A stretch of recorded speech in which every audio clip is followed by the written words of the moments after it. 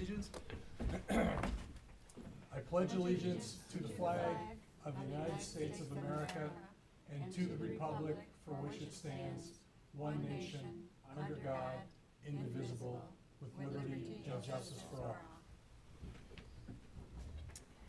all. Thank you, and before we do the roll call, I want to welcome our newest member, Jason Borsheim. And with that, can you please conduct the roll call? Mr. Borsheim. Here? Mr. Bushrow. He's no longer on. Oh. Cross him off. Mr. Galley. Here. Mr. Lochran. Here. Mr. Patel. Here. Mr. Ritchie. Absent. Chairman Savadat. Here. Ms. Tully. Here. Thank you. I usually read this statement before a roll call, but our new member messed with my head. So I want to welcome everyone to tonight's Independence Township Planning Commission and remind everyone that copies of the agenda for tonight's meeting are available at the entrance to the room. Agendas and minutes of prior meetings are available on the township website. The meeting will be conducted in accordance with the agenda as presented or amended by the Planning Commission. State law establishes planning commissions. This planning commission is comprised of 7 residents appointed to serve their community. Members are appointed by the supervisor, confirmed by the township board. Other individuals participating in the meeting are sitting in front of me. They include representatives of the township's planning consultant, Carlisle Workman Associates, and as well as the township planning director, Brian Ottman. If you wish to address the planning commission, please come forward to the podium, which is to my right. When recognized, provide your name and address on the sign-in sheet. Please begin your remarks by stating your name for the benefit of the commissioners. And all remarks are to address to the planning commission, not to anyone else in the room. And if you do have a cell phone or any other device that could make noise or disrupt the meeting, please either turn it off or put it on silent. And now we bring it back to the agenda for item D, review of the agenda. Mr. Ottman emailed us to remind us that we need to insert the draft minutes from the meeting of July 27th. July 27th, 2023. That would be item D1? H1. H1. Oh, I'm sorry, H1. Thank you, Mr. Galley's on the ball. Item H1. Can we add item H1? So I move we approve the minutes as presented with the addition of item H1, which is the minutes of July 27th, 2023. And that's my motion. I'm looking for a second. Second. We have a motion and a second. Mr. Ritchie, and let the record show that Mr. Ritchie is here at 6:03 p.m. We have a full board presence.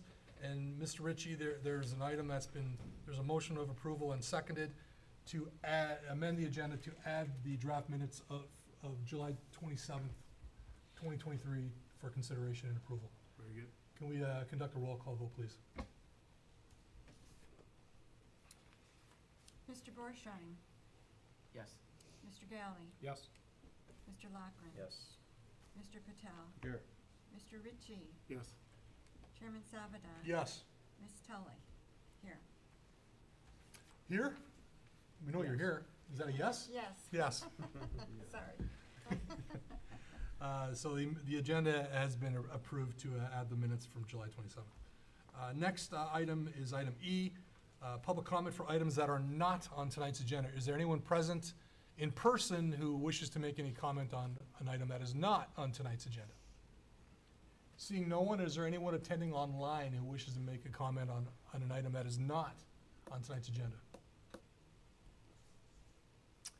Seeing no one, we close item E, we move on to item F, which is public hearings. We have 2 public hearings this evening.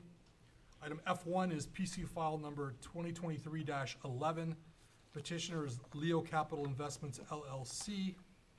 The property is located on the east side of Sashabaw Road, north of I-75, address 7006 Sashabaw Road, parcel 0822402004. Present zoning is C1 local commercial, and the applicant's requesting rezoning from C1 local commercial to OS2 office service 2. Megan, do you have a presentation? Or- Yes. Thank you. So Megan Massiminock from Carlisle Workman Associates. This is a pretty simple request. It's a little bit over a 3-acre site, again, from C1 to OS2. Property to the west is similarly zoned, and the area to the south and to the north is OS2. The golf course to the east is zoned REC Recreation. The master plan is the Sashaba Corridor Target Area Plan, because the subject site falls into that area. It's the land use designation for the subject site and the surrounding area is office surface. Therefore, the request conforms to the master plan.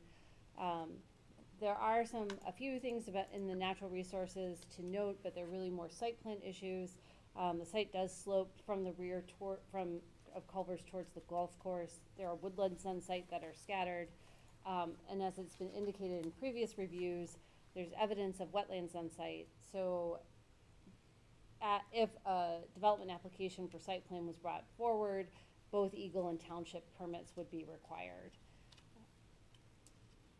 As it's currently zoned, the site could be used for a variety of office, restaurant, or retail uses, not to exceed 10,000 square feet. The OS2 district allows for office service and those things in the office and also in the OS1 service districts. And the OS2 allows a variety of general and medical offices along with some service related like sit-down restaurants and hotels. Those two land uses that I just cited are special land uses, so those would go through a public hearing if those came forward. Just for some context, if it was the site as its size, if it was rezoned to OS2, could probably support an office building of approximately 30,000 square feet. So think about that's where the size of the development. In terms of traffic impact, the site's accessed by 2 service extension drives, so one's on one side of Culver's and one's on the other side of Arby's, so they come up and then it's through the back. And then the anticipated traffic impact will depend on that specific use. However, keep in mind that when the Sashaba Road corridor target plan was done, they looked at new development and potential development along the corridor when deciding which land uses should go where. The site's served by Township Water and Sewer. Again, there's been some stormwater questions on the site during previous applications, but that's nothing that would necessarily limit it in a rezoning application. So our recommendation, since the application is consistent with the master plan and is compatible with surrounding land use patterns, is for you to recommend to the Township Board approval of the requested rezoning. So for one of the standards of approval, we look at compatibility, but because the applicant hasn't voluntarily offered to enter into any kind of conditional rezoning agreement, we really don't know what's proposed until it's proposed. But when we look at the list of potential uses, you don't see anything that could potentially be incompatible with the surrounding area. No, we don't see anything that could be potentially incompatible from permitted uses and special land uses. And we're gonna have a chance to review whatever's proposed. Yes. Any questions? The C1 category, I would assume that when you see the word commercial, there could be a more, I mean, to me, it's a downzoning, I guess, is what I'm trying to say in a nutshell. The C1 category would allow semi-industrial uses or not quite that impactful? Would allow more intense commercial, so retail, and like as in front of it, the drive-through restaurants and other, and so the C1 will allow more commercial uses that are more intense in terms of frequency of traffic generation, and you could say that maybe in terms of the intensity of the site. Okay. So we've seen the site before, right? And, obviously it was a hotel, which I just don't think fits on the site. So have they had any indications on what typically I don't like to approve rezonings without a site plan, but have they given you any indication on what they're proposing to do? I'm gonna defer. Yeah, we've had conversations with the petitioner, and so they are working on revisions to that previous application, but it is likely gonna be a hotel. But I know they're working on revisions to that plan, So we'd anticipate seeing a site plan with a special land use application. most likely, yes.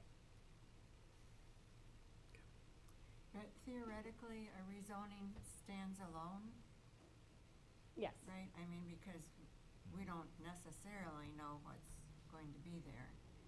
But we're asked to approve a rezoning that fits into what's already zoned in that area. Okay.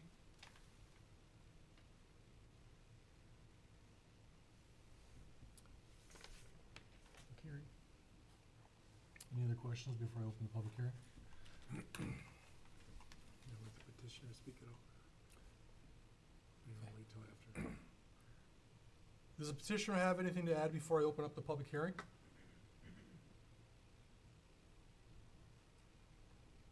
Is he here? Oh, I thought you were, the petitioner was here, sorry. Welcome. Thank you. My name's Greg Spees, with Wade Trim, representing the applicant for this rezoning. As mentioned, we're going for C1 to OS2, and we feel like that is the best path forward to get this vacant land redeveloped. That's all I have. That's it? That's really it. Short and sweet. Any questions? I'm gonna open up the public hearing in a sec. All right, hearing no questions, thank you. There are 2 public hearings on the agenda this evening. A public hearing is an opportunity for residents to share their comments on a specific project with the Planning Commission. Everyone in attendance who wishes to speak will be provided with an opportunity to speak. We appreciate everyone who came out tonight to share their thoughts with the Planning Commission. Your comments are important. Before I open the public hearing, it's important to set up some ground rules so that it can be an effective and efficient public hearing. Please begin your comments by stating your name and address for the public record. Please address all comments to the chair.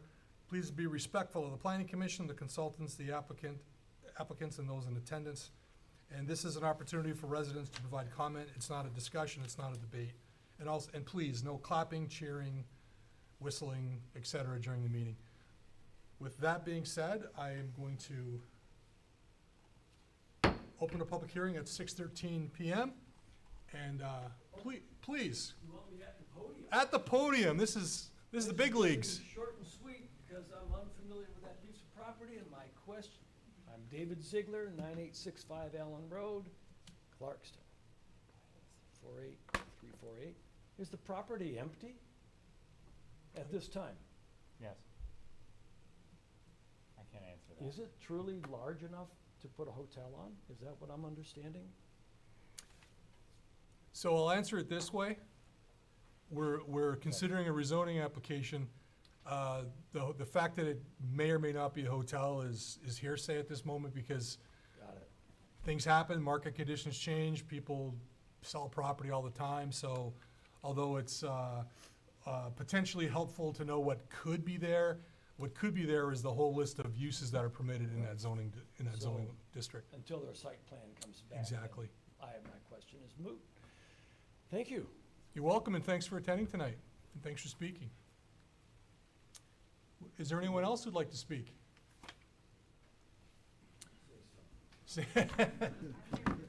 She's here, she'll be speaking in about 10 minutes. Is there anyone online who wishes to speak? Yes. Please.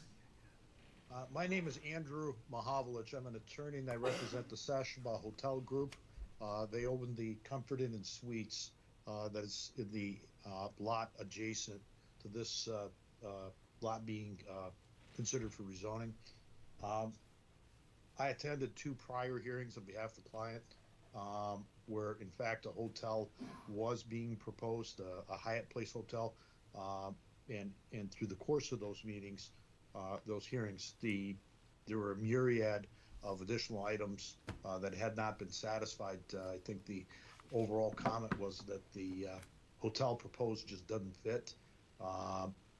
There was a reiteration that was sort of left out there that primarily concerns my client, which is traffic coming off Sashaba Road, as well as parking. on the overflow parking.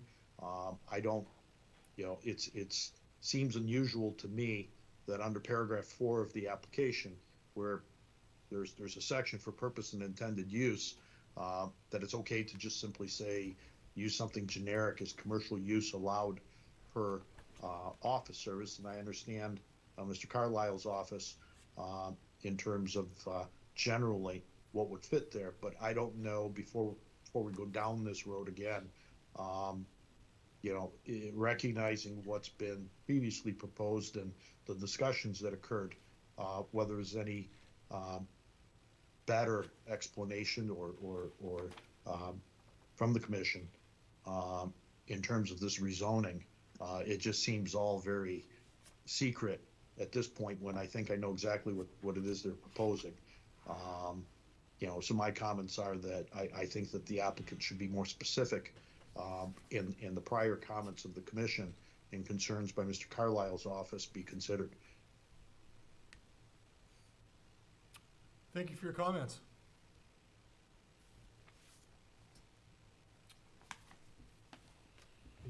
Bring it back to the planning commission for discussion. I guess as for the information on the site plan application, I reiterate that if the site's rezoned, the applicant would have the right to seek approval for any use that's permitted under that zoning district that it's rezoned to. They're not, even if they were to put a detailed explanation of what they really want to do, it's non-binding. It's plays no bearing on the rezoning application because, again, the applicant would have the right to seek any land use provided they go through the appropriate channels. So where I totally understand the concern of the person who just spoke, his comments are noted for the public record, but the rezoning is, if it's rezoned, any use permitted in that district is going to be potentially approvable. So, any comments, questions? I think before we make a motion, I guess I would like maybe Mr. Galley to reiterate, or you could even do it, Mr. Chairman, on the difference between what it is zoned now and what it's going to be, because I think that clarifies what we're trying to do, even though it's an interim step to whatever may go there. So. In terms of process, you mean? No, I'm just talking about the zoning, like what it's zoned now and what its overall density could be, and we could have Warman do it again if you want. But could you reiterate what Mr. Sure. Just for the record for one more time? So it's going from a C1 zoning district, it's proposed to be rezoned to office service 2. The intent of the C1 zoning district, and thank you, Mr. Ottman, for bringing up the zoning ordinance, where you can see the list, but the intent of that C1 is to serve the commercial needs of the township, and then it allows a whole variety of different, primarily retail uses. The office service is meant to serve office needs and be a job center, and an office land use is generally seen as less intensive than a commercial land use because of, in a retail or commercial zone, you have people coming and going all the time. And generally there's more parking needed depending on different uses, especially if you think about restaurants. But then for an office service, usually what you have are people going at peak hours. So when they come to work and when they leave work, and also if they're serving patients, there may be some back and forth, but it's not nearly as much as you would have in a retail environment. And while, and the office service has hotels as a special land use as well as sit-down restaurants, and those were meant to be ancillary or accessory to support that office. And that's the reason that it's a special land use. So you can look at it in context, not only to the site, but also to the overall district, and are those uses really needed at that time? So just to recap again, I guess to me it's, in my opinion, it's a less dense usage, so it limits the possibilities that could go there, so I guess I'm in favor of the zoning change, just because I guess if we can keep whatever's gonna go there smaller and, you know, less dense, then I think that's good for the future, so, in my Yeah. opinion. So overall, lower trip generations, Lower For the trip category. generations, depending. If you take a list of all the potential uses under the existing district and all the potential uses under the proposed district, the potential impact is less once it's rezoned. When you take a summary of all the lists and compare, it's actually potentially less impactful, because that's all we have. Going back to the application, in theory, what a petitioner could do is they could say, we're not gonna submit a conditional rezoning, but what we will give you is what we're thinking of doing if it's rezoned, and they give the planning commission a pretty picture, and they say, this is what we're thinking of doing. And once they're rezoned, they rip the picture and throw it in the garbage and do what they really want. So it's almost meaningless to, with all respect, I totally understand where the person who's last spoke, I totally get it. But it's almost could potentially provide for a bait and switch opportunity. Right. You tell the people what you think they wanna hear, then just disregard what you put on the list, so, for what it's worth. But I agree with both comments, it's potentially less impactful and in keeping with the master plan, so yes. I'll be supporting this. With the full understanding that whatever's gonna come in terms of a development, we're gonna see, and we'll have opportunity for review and application of the standards for site plan review or special use when we see it. So, So just to add to that, I've been pretty vocal about the plan and how it doesn't fit. I think the use itself, though, I never had an issue with, so I can't really have an issue. I don't have an issue with what the request is tonight, but I don't want it to be tacit approval to, basically break all the rules for setbacks, for parking, for landscape, for open space, for height, for signage. Those are all real, for wetland Wetland uses. setback.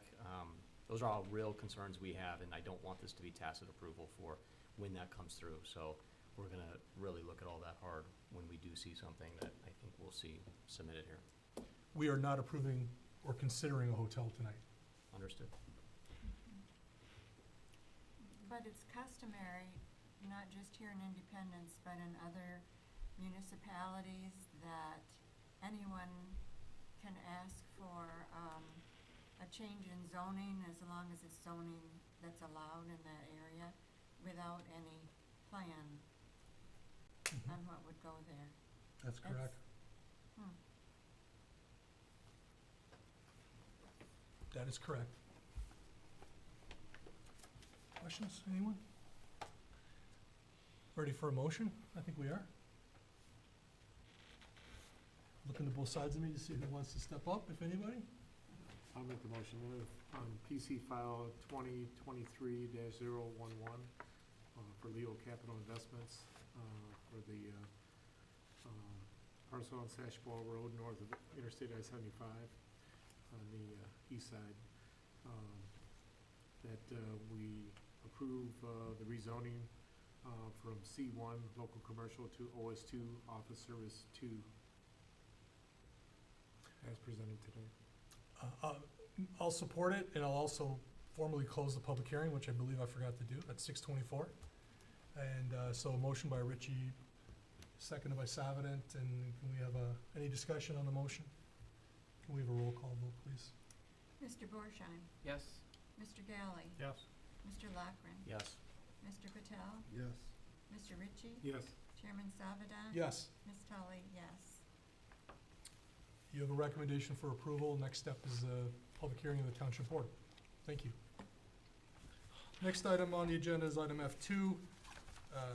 Another public hearing, same rules that I read out will apply to this public hearing. The file number is PC file number 2023-005. This is a zoning ordinance text amendment. Proposed revisions to section 5.11, maintenance of farm animals to regulate the keeping of chickens under a new Article 4, Chapter 8 of the General Code of Ordinances. We've discussed this at numerous meetings. I think we need an in-depth review, but we do have a new planning commission member. And for the benefit of those who may be seeing this for the first time, could we have a brief summary of this? Happy to do so. In brief, the proposed Article 4 of Chapter 8 lays out rules and an annual license for keeping of chickens in a minimum of 1 acre, single-family lots in the R1A, R1B, R1C, and R1R. In the cases where there's an HOA, the HOA would need to approve it as part of and it would be an annual permit that would be processed and administrated and approved by the planning department. There are regulations for coops and pens and also performance standards that they would have to meet and a requirement for an inspection once a year. So if any of the rules were not being adhered to during the inspection, the permit could be revoked. And then if during the course of the year when someone came to reapply, then if they had quote unquote been a bad actor, there is scope for the administrator to not approve another permit. Also, there are some provisions in your zoning, namely in your definitions of a class 3 animal, and then in section 511, dealing with animals not on a farm operation and defining how many and whatnot. So there were small amendments proposed in order to make sure that these two ordinances, this proposed ordinance and the zoning, wouldn't conflict. Any questions? I think what's really cool about this is it's a grassroots effort. It started with a resident who was came to a lot of planning commission meetings, pleaded her case a couple of times, pleaded her case to the township board, zoning board of appeals. There was some opposition at the beginning from staff for very good reasons. We came together and came up with something that was reasonable from a permissive standpoint as well as reasonable from an enforcement standpoint. Met in the middle with a really well-written ordinance. I think that staff and Carlisle Wortman did a really nice job on this. I think it's a really an example of just kind of putting everyone putting their efforts together and coming up with a solution for a problem. And I commend starting with the residents for their patience all the way through staff and the consultant. I think it's a really good effort. And hopefully it's going to get a recommendation tonight. We'll find out what the vote is, but it's going to move forward to the township board, and hopefully it's successful at the township board. But just kudos to everybody for their effort. It's been kind of a cool process in my opinion. I'd like to agree with that. I guess in my mind, I was totally against this this change at the beginning, but I think with the resident that came forward and really educated us, I think brought us maybe up to date on what's happening in the world. I did come around, and like I said, I think this is a major step for us.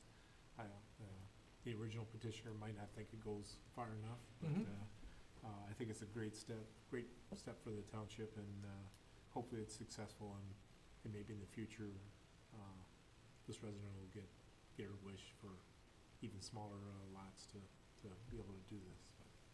That's a great point. This is potentially like a test drive to see how this goes, and if it's successful, maybe it's amended again.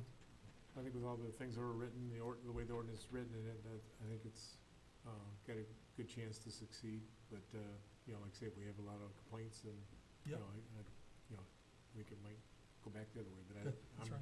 I'm hopeful that it's going to be successful, and we make more people happy than sad. So. Go ahead. If a property owner keeps chickens and does a bad job, can the neighbors bring forward a complaint to someone, or is the only recourse is this annual review? Well, I think, if they make a complaint online to us or call us, I believe the ordinance provides for an ability to revoke the permit. If we find that, you know, if after an investigation that we find that there is legitimate issues. Okay, so you wouldn't have to wait until the annual review? No. Okay, thank you. The first thing that would happen was Mr. Altman would text me and say, "I told you so." That's the first thing that would happen. Yeah. Anyone else? I just have one question, and just reading this, a completed residential land use permit application must be submitted. That's probably just a short form. It's a piece, yeah, it's a sheet of paper. Okay. There'll be, go ahead. Another question, I don't know who to address, Mr. Chairman, because it was discussed about like a test period. I noticed in the white paper from, I think it was the city of Berkeley, that they had a number of permits available, like a 5 permit limit or a 12 permit limit. Would that be something we could consider as a test case, or 20 or 50 or something like this? My thought is, if this is wildly popular, it might put a burden on the township. I don't know how many inspectors there are that would have to chase this stuff around, but So, during the process, we brought up a lot of those questions, and I do think you discussed whether to have a constrained number of permits or not. And I wasn't at that meeting, but the direction back didn't indicate to constrain the number of permits. Berkeley's a fairly small city, and also they have much smaller lots. Some are in terms of width, some of them are only 40 feet. That's one. Two, just for your background to know that I've been working in food systems planning since 2008 and have read multiple, and seen multiple municipalities implement chicken ordinances. They're a bit like accessory dwelling units. There's a real sentiment that they're gonna be everywhere, and you're gonna have, 100 permits, and usually what happens is you get a handful. And so it's not, there's not usually a rush of people, because taking care of chickens does take it does take a lot of time and effort, and there's great rewards in terms of eggs and whatnot, but it is a commitment, because it's not like it's not like a cat where you can just leave them on their own. They do need care every day. So. I think our limiting factor was the size of the lot too, the 1 acre, that cuts out quite a few Yeah. parcels. It's quite a bit larger than most comparable city ordinances, I would imagine. Yes. And just to give some data on that, we've had 17 animal complaints this year. Not all of them are chickens. Probably half are chickens. The other half are dogs. So, so it's not a whole lot. I mean, we inspect sheds, at least the planning department does. We probably get 50 or so a year. We have no problem handling those.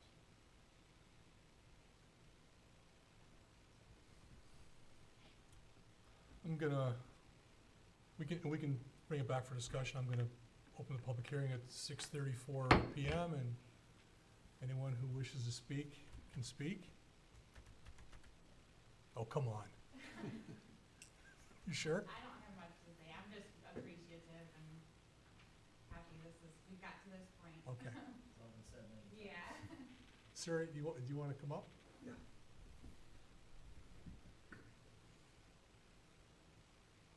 I'll have you remind the commission of your name and address one more time for the record. I've almost forgotten it myself. David Ziegler, 9865 Allen Road, Clarkston. I think 1 acre is too small for chickens. My daughter, who has 3 acres, has chickens. It's tucked way in the back, and it's awful. What was the comment over here, eggs and whatnot? It's the whatnot. They are a high-maintenance pet and very expensive eggs. They went away on vacation. I was in charge of the chickens. the smell and the grease that you step through to get to the eggs is horrible. So, what my concern is, would there be roosters? You shake your head, but when you buy chickens this big, they say they're chickens, but they don't always turn out. So, is there part of this going to be written where they can keep the rooster if they accidentally get one from Tractor Supply? They're prohibited. That's good to know, and I was not aware of that.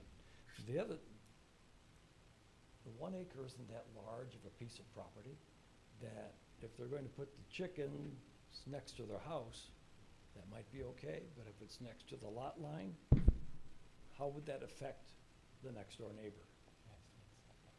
Yes. I don't want to interrupt your comments. You've got all the time in the world. No, I was a salesman, I can actually shut up from time to time. No, we spent a lot of time, we talked about every combination and permutation, including minimum lot size and, you know, whether to permit roosters or not, and we put a lot of time and effort into this, and there are some who think that 1 acre is actually, we should allow on half acre or even less. That would be like We're- Livonia. We're comfortable with this, with where we're at, and I absolutely respect your opinion. We're thankful you came tonight and commented. We're a recommending body, so this is not the last step. The last step is township board. So you absolutely have the ability to go to the township board when they consider the item, because they're gonna be the final word. But rest assured, we're all residents of the township, and we've put a lot of thought into this, and this is where at least for myself, because I can't speak for 6 other members, this is where I'm comfortable as a first step. I feel good about everything. I hear what you're saying about the maintenance and the cost. I think it's, myself, I love the idea of chickens, but it seems a lot easier to me to go to Kroger and spend $6 on 12 and go home and eat my eggs versus do that, but this isn't for me. This is for other people who are a lot more dedicated than me. I don't know if they're $6 because I get my eggs for free. Oh, there you go. Can I It's all good. ask a question? Yeah. On average, how many chickens does your daughter keep? My daughter has 12. Okay, we limited it to 4, correct? Correct. Yeah, so we also limited the amount at any one time. Interesting. So it's a smaller parcel, 4 chickens, that's it. What is the number of chickens allowed on 3 acres?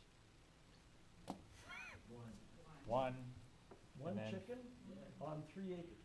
and then 1 or 10 for each additional whole acre thereafter.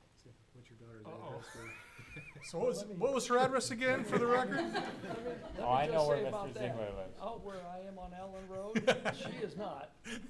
There's lots of violations. Oh, yeah. Well, Brian will be knocking on your daughter's door about 8:05 a.m. tomorrow morning. I'm just joking. I'm just It's gonna take joking. you 5 minutes to get there? Dang. Okay. I built the chicken house too. Okay, thank you very much. I don't think I have any others. So are you the petitioner? Would you put 1 chicken, 3 chickens on your? So, I have 4 You on have my 4? 1 acre. so we're having a meeting here, so, probably best for those in attendance to carry on the conversation offline. Yes, sir. Last chance to come up and talk. This is it. This is your moment. Okay.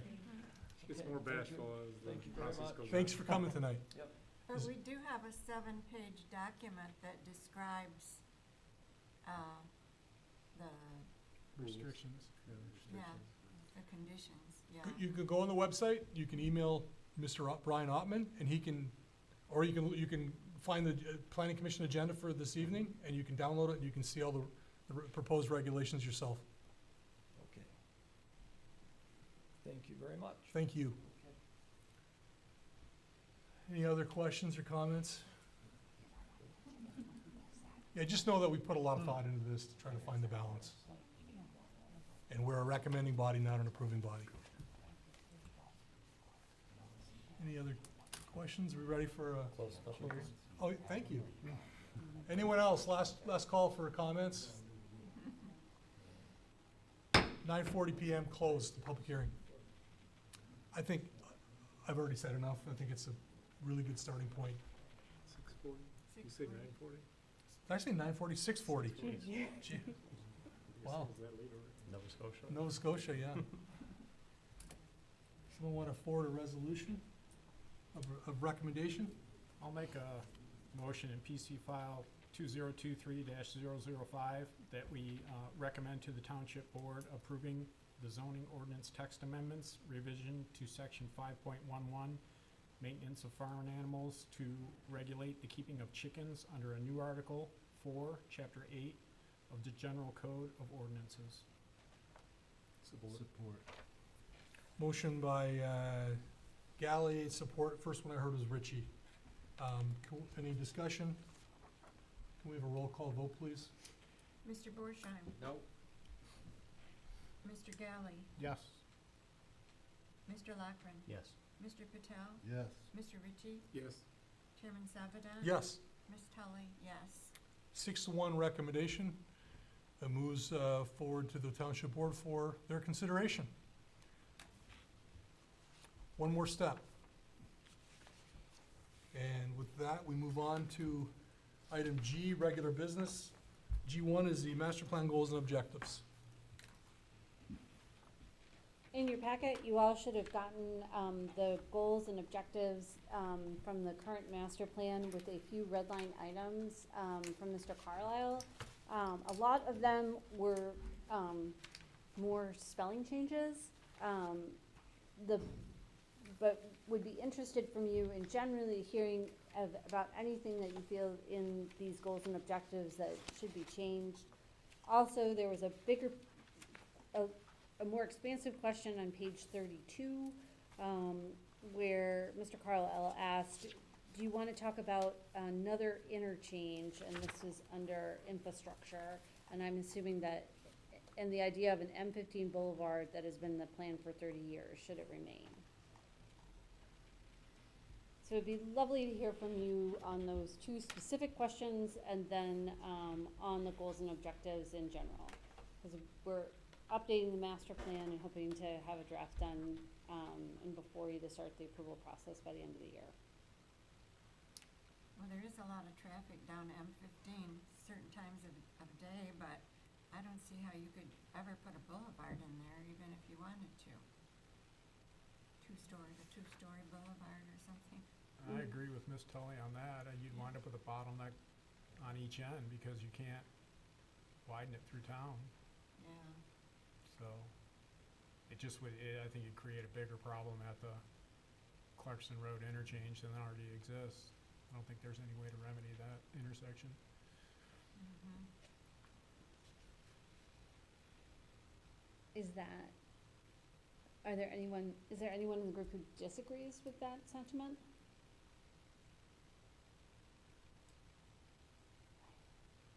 As a facilitator, often take silence as agreement. No, I agree. Mm-hmm.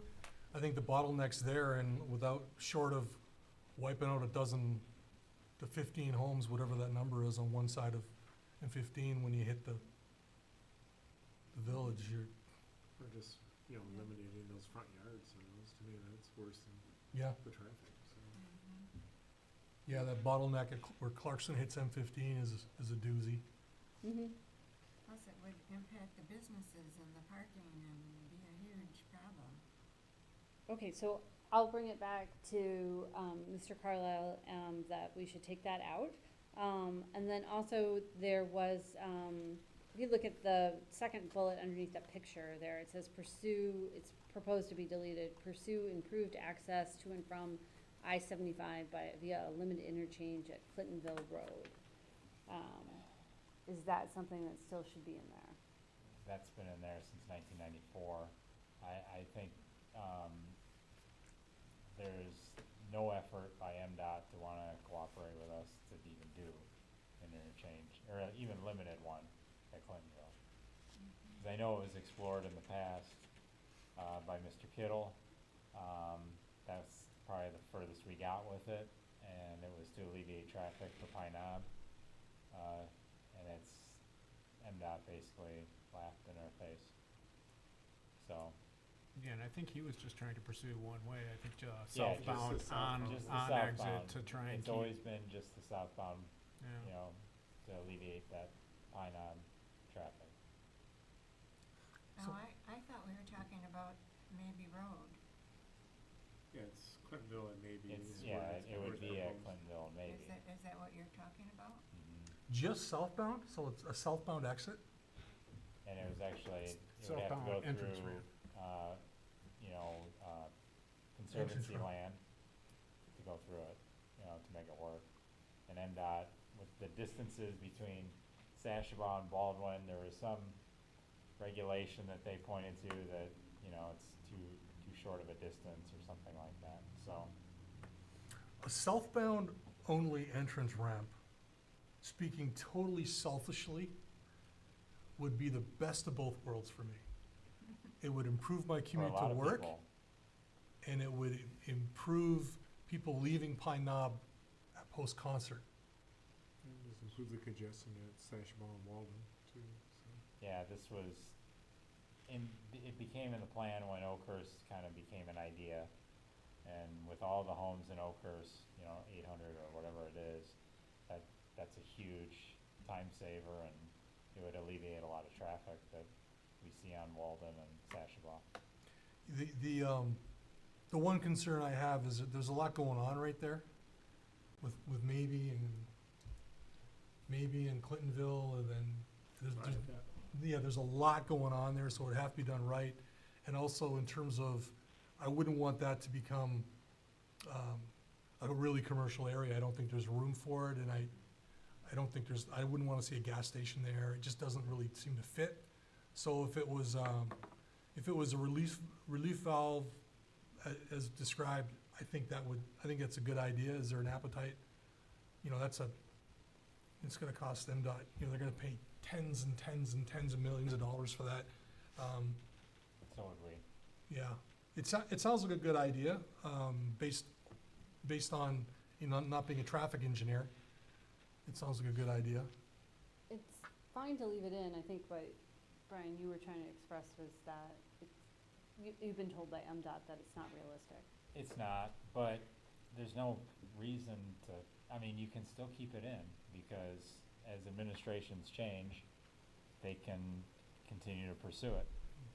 Funding becomes available. Mm-hmm. Well, and post that being written, the intersection up here was vastly improved and widened. So, Mhm. you know, I lived in Oakhurst for 10 years, and you come north and you have the double entrance lane right there. Yeah, I mean, yes, it adds 2 minutes to your drive, but the intersection was vastly improved, and Sashabaw North was vastly improved since that Mhm. time. I don't get the entrance ramp at Clintonville, maybe though, it's kinda like the chicken ordinance, it's like we just need more education and more time to make it sound viable. And I think if we leave it in, it's the opportunity, like if there's grant money or whatever Mhm. available as well. It's been in our master plan for a period of time, and, that usually is a check mark to Yeah. get a grant as well, Mhm. so. There's no Absolutely. harm There, in it. there could be, there used to be ICE-T and T21 grants and all these federal grants, and if it's not there, we're out. If it's there, we can still decide not to pursue grants. Mm-hmm. But if it's not there, we're Yes. cooked. So what I'm hearing is no on Boulevard, yes on limited exchange. Does anyone object to that? No, but we're calling it a limited exchange? Is that what we're, It wouldn't be both ways. yeah, it wouldn't be Yeah. a full-blown cloverleaf interchange, it would be just It's a southbound entrance. southbound on-ramp. And this is in the vision goals and strategies, and so I'll look in the plan to see if it's fleshed out in more detail later on. And if not, I think we can add a few words in here to put kind of the belt and suspenders of, to reflect what your discussion has been. So I think you're bang on. No to the boulevard and yes to the interchange. Was there anything else in these vision goals and objectives when you read through them that you thought, that's great, it should stay, I love it, or I have some questions about this, or I think this should really change? So I worked on these last go around, and there's not much change, so I'm cool with everything. Okay. But that's only speaking for myself. I don't know the answer to this, but there's a lot of talk in here about maintaining open space. Mm-hmm. And I think that's really confusing to people. And I don't know how we caveat it, but, you know, like the Pulte development at the corner of Walden and Sashabaw, many people were upset because of the trees that were cut down, and they felt there should be more open space. Yet someone owned that property. And so it just seems like we should have a better way to describe what we mean by open space, especially in the more populated areas. Okay. Yeah, I don't know if that's possible.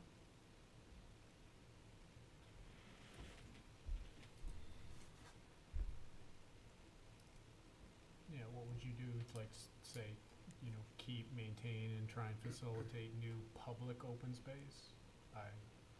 Because if it's a private lot, Judy's right, it's, the neighbors are like, oh, that was my dog walk. Well, somebody owned it. Yeah.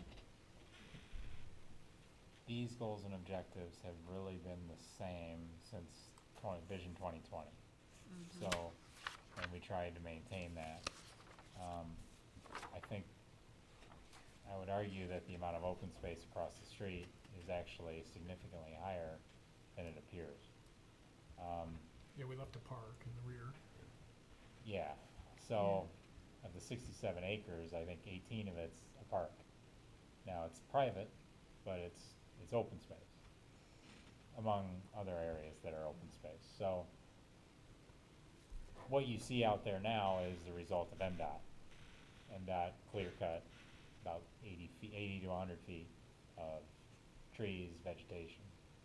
That's why it looks the way it does. When you drive down I-75, it's been cut. Gone. I think maybe, I'd like to suggest maybe two things that we can add in here. I know that now that there's an open space committee that's working, and maybe that should be added into the objectives. And then one of the things that really does preserve your open space and natural resource preservation overall is your service boundary. And I think while that may be mentioned in the infrastructure, it's not mentioned here. And I think in that, if we add that in as an objective, Ms. Tully, we can then have that language about that the expectations for open space will be different within that service boundary and then, outside of it. Because I think everybody wants to maintain open space, but, no one has a common idea of what that means. Yeah. I think we also have the clustering. If you go to page 30, we talk about clustering, which is, that is essentially what we did across the street, and that's, I think, what we really do want to focus on is clustering development to maximize the open space. So I'm comfortable. I was trying to look for this language. I saw it. I'm kind of comfortable with that language there, talking about clustering, because I think that should be a focus of our community. And I came in late on this whole development, but I've been told it's a whole lot better than the Meijer or Costco that was originally proposed. Home Depot. Home Depot. That's the way I look at it. Yeah, true. But not everyone knows that, Okay, so I can add these things, and then for your next meeting, we'll bring drafts back to you. Was there anything else that? I think the service boundary comment is a good one. I think it's something that we want to protect and want to only consider, it's got to be the right situation if we even consider broaching that at all. My really simplistic take on everything is I forget how long I've been on the planning commission, but again, I was involved in the last go-around, so that's at least 5 years ago. And I look at how the township has evolved since, and I'm only one vote, but how since I've been on the planning commission, and I like how we've evolved. I like the projects, generally speaking. Now, there's been some projects that there was outcry when the projects were proposed. You know, I don't know the name of it, but the one, the project on Dixie near 75, that was a consent agreement. with the- Encore. Deer Hill. Encore on Deer Deer Hill. Hill. You know, those were proposed to be apartments, and we had a packed room here. Outrage against how terrible that was gonna be and how it was gonna negatively impact, you know, the road, and it's nice. And it, no one, I think it's been a great addition to the township. I heard there was a lot of opposition about some of the cluster developments on Walden, and they turned out really well. Opposition developments on Clintonville. I drive Clintonville all the time. They look really nice. Traffic's not at a standstill. The landscaping looks great. I mean, I think we've seen improvements on Dixie. All these things, all these projects that we've seen, generally speaking, I'm very supportive of, and I think we've done a nice job with our policies. We've done a nice job implementing our policies. Planning Commission's done a nice job reviewing the applications and making tough decisions, and I think we're on the right track. So I think this holds fast to the direction we're going in, and there's not a lot of change, because I think we're heading in the right direction. I'm really happy with where we're at as a township. And I looked at the 2020 plan, and there's a lot of similarities, but I think consistency is good, you know, as long as it's what we want long-term. Yeah. What happened to the Dixie conversations we were having, the Dixie corridor?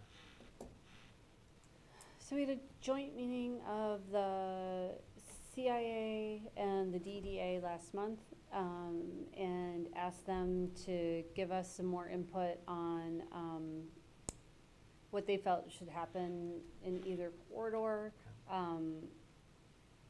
And then based on that, we're revising those special area plans, and those would be drafts also that you would see in the next month probably. Anyone else? You got all you need from us? Yes, I do. Thank you very much. Awesome.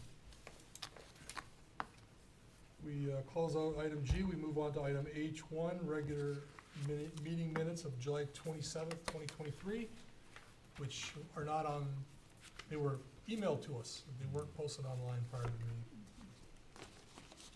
I move for approval of the Planning Commission minutes of July 27th, 2023. I'll support. Might as well do a roll call vote. You got the list right there. Okay. Mr. Borsheim? Yes.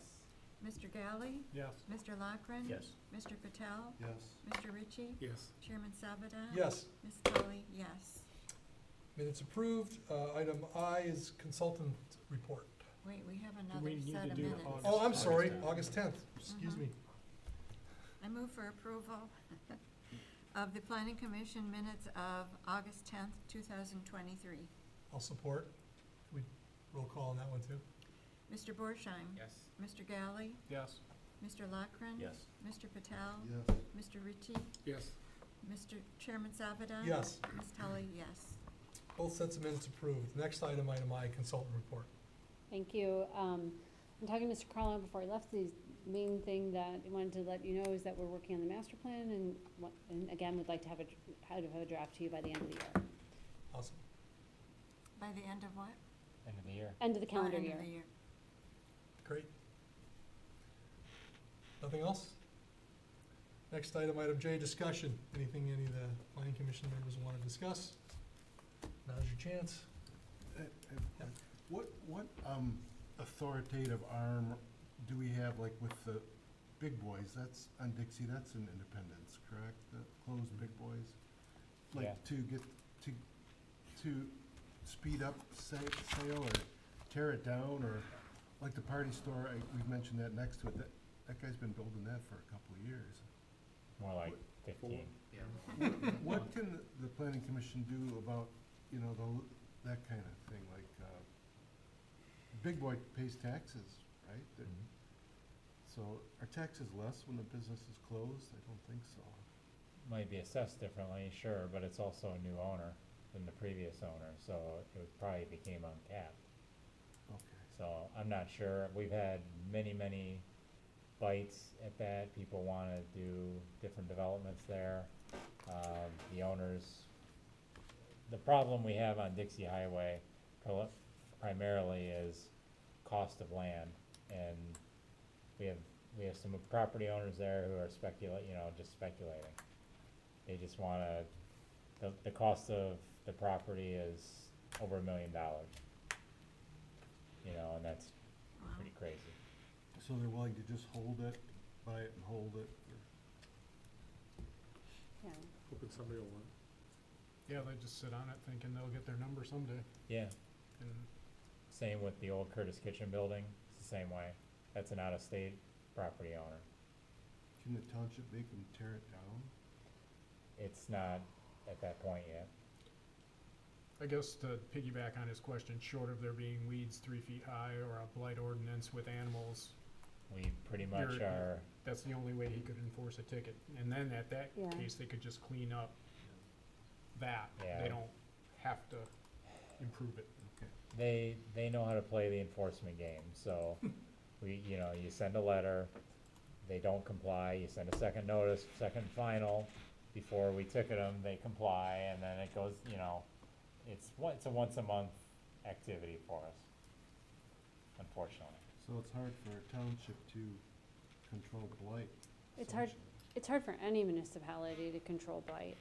Yeah, and Um, to deem a building to the point where you tear it down, that requires a court order. And with property rights the way they are, and the judges we have here in district court, they're very, very reluctant to wanna tear down a building. Especially if the person's paying their taxes and. Correct. And Right. Yep, supposedly being a good citizen, so. correct. So, but the DDA is being reactivated along Dixie Highway, and so the programs and the funding that that organization could bring to the corridor can help with blight mitigation.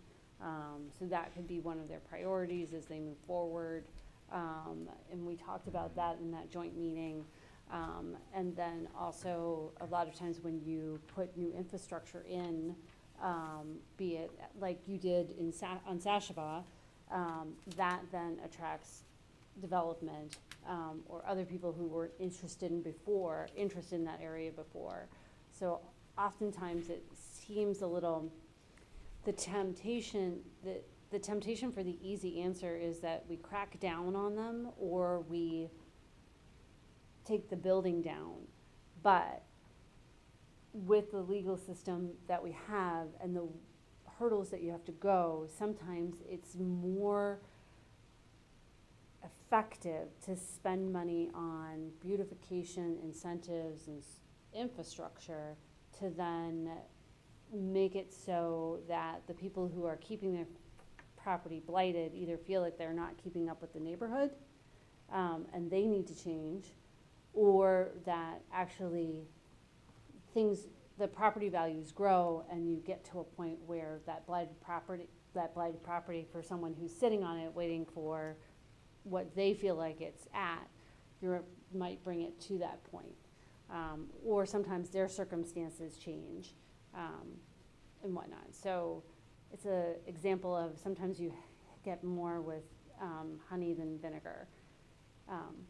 But it is a challenge for many municipalities in terms of dealing with blight, and especially if you have property owners who know the enforcement game. It's a challenge, and then that takes a lot of vigilance, and it also takes funding and support of your code enforcement and of your attorney. That's part of the incentive of resurrecting the DDA though too, is Yes. trying to come up with those ideas or features to incentivize the improvement on Dixie Highway. So. Well, it may not be as fast as we want it, but since I've been here, there's been 3 or 4 properties. Obviously the Watford Courts, and the building next door was torn down. That took 2 of them and regenerated them, Well, the our Chris side- Bellies. Our sign ordinance has taken some of the, Yeah. blighted signs down. And I didn't think we'd ever see a proposal on the cinema. And Yeah. we did, so hopefully, Colmar came. yeah. So, yeah, there have been 4 or 5. And sign ordinances take time to implement. They don't happen overnight. Just like land use policy, it doesn't happen overnight. Takes sometimes decades to get what we want. That's one of the reasons I think I wanna be consistent with our policy, cause it's working. So let's let it continue to work. Thank you. Next item is item K, adjournment. I move adjournment. Do I Support. have support from Richie? All in favor signify by saying aye. Aye. Opposed, hearing no one, we are adjourned at 7:06 PM.